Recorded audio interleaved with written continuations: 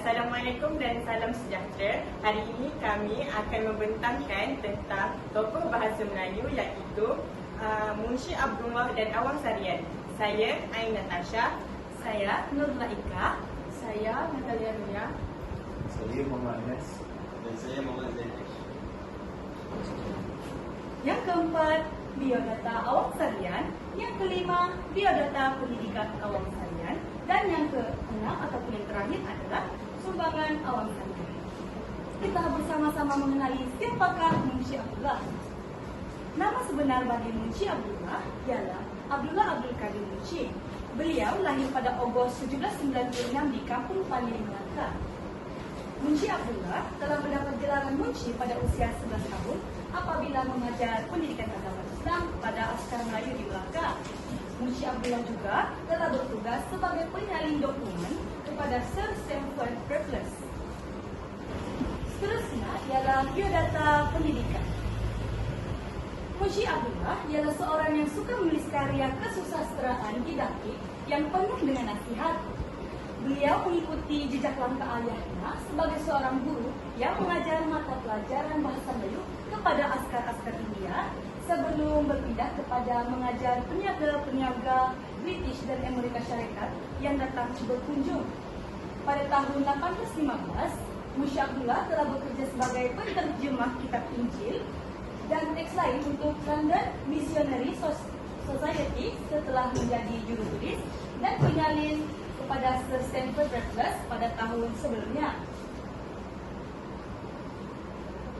Alfred Knott, mubalik yang telah mengupah Munshi Abdullah untuk menulis menjadi penggalak beliau dalam mendalami. Seterusnya kita akan mempelajari mengenai biodata pendidikan. Munshi Abdullah ialah seorang yang suka menulis karya kesusastraan didaktik yang penuh dengan nasihat.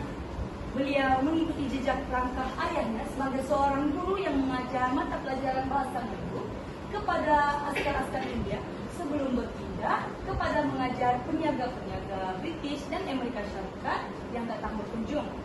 Pada tahun 1815, Munshi Abdullah telah bekerja sebagai penterjemah kitab Injil dan teks lain untuk London Missionary Society setelah menjadi juru tulis dan penyalin kepada Sir Stamford Raffles pada tahun sebelumnya. Alfred Knott, mubalik yang telah mengupah Munshi Abdullah untuk menulis menjadi penggalak beliau dalam mendalami bidang penulisan setelah membaca catatan pelayaran beliau mengenai pelayarannya ke pantai timur tanah Melayu. Munshi Abdullah telah diberi pendidikan awal mengenai agama dan dunia, yaitu tata bahasa Melayu. Dan beliau juga telah khatam Al-Quran seawal 7 tahun dan menjadi guru seawal 14 tahun. Baiklah, sekarang kita beralih kepada sumbangan Munshi Abdullah. Munshi Abdullah menghasilkan karya yang bermutu seperti syair Singapura Terbakar 1830, Dawai Kulub 1838, Kisah Layat Abdullah ke Kelantan 1938, Kitab Adat Segala Raja-Raja Melayu dalam Segala Negeri 1838, Hikayat Abdullah bin Abdul Qadir 1849 dan Kisah Pelayaran. Beliau juga menghasilkan pelbagai karya terjemahan seperti Hikayat Pencatat Derai dan Menyusir Sejarah Melayu. Karya-karya beliau ada yang telah diterjemahkan kepada bahasa asing. Karya-karya beliau ini membawa unsur-unsur pembaruan dalam lapangan sastra. Dan dua buah karya agungnya iaitu Hikayat Abdullah dan Kisah Pelayaran Abdullah ke Kelantan mencerminkan perkara yang berlaku dalam masyarakat. Abdullah Munshi ini dia melaporkan perkara yang benar-benar berlaku tanpa memasukkan unsur khayalan. Seterusnya, ini adalah Hikayat Abdullah yang berbentuk autobiografi atau biografi memuatkan pengalaman hidupnya bersama orang-orang Inggeris dan mengandungi kritikan terhadap orang Melayu, raja-raja Melayu dan undang-undang timur yang sebelumnya tidak pernah disentuh oleh golongan penulis. Kisah Pelayaran Abdullah ke Kelantan pula boleh dianggap sebagai dokumentasi sejarah yang ditulis berdasarkan pemerhatian semasa. Beliau telah mengupas aspek politik, ekonomi, sosial dan kebudayaan masyarakat Melayu di Pahang, Kelantan dan Terengganu. Aspek yang mendapat perhatian di mata beliau ialah kemunduran orang-orang Melayu, soal pelajaran di Kelantan, kezaliman raja dan sebagainya. Seterusnya kita beralih kepada biodata Awang Sarian. Awang Sarian atau nama penuhnya ialah Awang bin Sarian telah dilahirkan pada tanggal 20 Oktober 1993 dan telah dilahirkan bertempat di Kampung Rambah dan dibesarkan di Kampung Teluk Gerang, Pontian, Johor. Beliau merupakan ahli akademik. Next. Seterusnya, kita akan mengenali sedikit sebanyak tentang biodata pendidikan Awang Sarian. Awang Sarian telah memperoleh ijazah sarjana muda persuratan pada peringkat kepujian serta diploma pendidikan dari Universiti Kebangsaan Malaysia pada tahun 1977. Beliau juga telah dilantik sebagai editor dan kemudian ketua editor di Far Eastern Publishers International pada tahun 1977.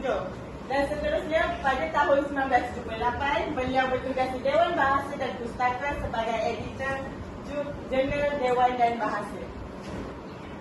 Seterusnya, kita beralih pula kepada sumbangan. Sumbangan Awang Sarian ini dia menyumbang banyak kepada penulisan. Yang pertama ialah beliau banyak menyumbang kepada perkembangan bahasa Melayu melalui pendidikan, penyelidikan, penulisan dan perbahasan. Selain itu, banyak cerpen singkat yang dihasilkan semasa sekolah menengah tetapi tidak pernah dikirimkan kepada mana-mana penerbitan kerana pada masa itu tiada dorongan untuk beliau mengirimkan kepada mana-mana penerbitan. Selain itu, beliau juga pernah mengirimkan skrip beliau yang dihasilkan, iaitu yang berjudul Anak Tunggal ke Radio Singapura, dan skrip ini telah terpilih sebagai skrip mingguan yang diulas oleh Jah Lelawati.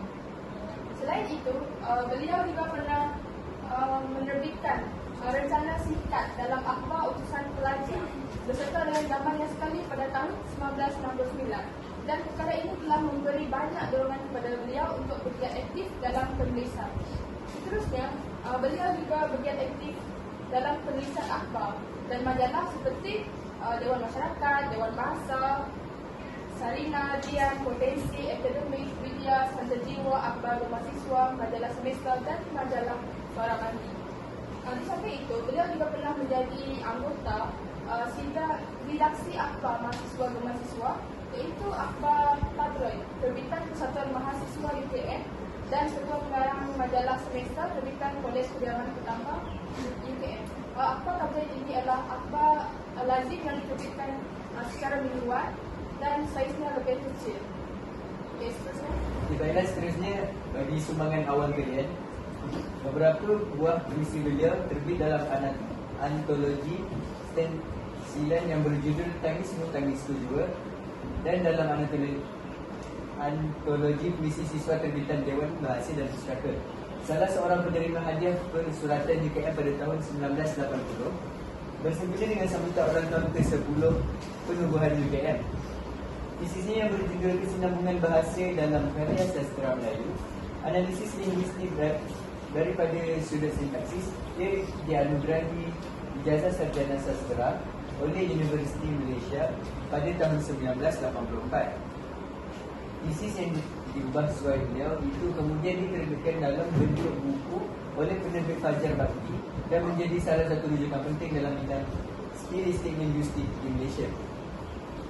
Hasil kajian beliau itu telah disebarkan di dalam dan di luar negara melalui tulisan dalam bentuk buku, makalah ilmiah dan makalah umum serta dalam beberapa seminar seperti Australia, di Singapura, di Thailand, di Indonesia, di Brunei Darussalam dan di samping di dalam negara. Itu sahaja perkongsian ilmu kami pada hari ini. Sekian, terima kasih.